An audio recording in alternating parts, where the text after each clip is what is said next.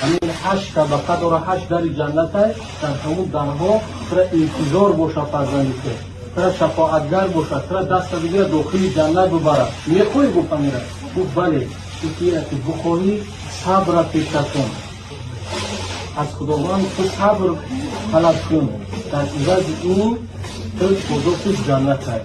ما از خداوند برای شما و نزدیکان شما و پیوندان شما صبر جمیل اجر عظیم خواهانیم.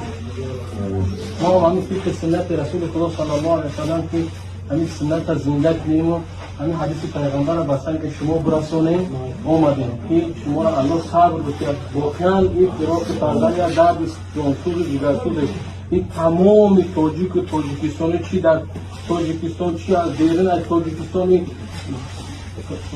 موت فرزند شما دنیا را در جنبش آورده. خداوند شما را صبر بکرد، شما را اجر بکرد. یک امانت که ما از اون یک برادر سالیکات شدرخنده کن و جمع محمد $5,000 که در دستیان مورده یا میرسونه در اقصا یک دعا کنه.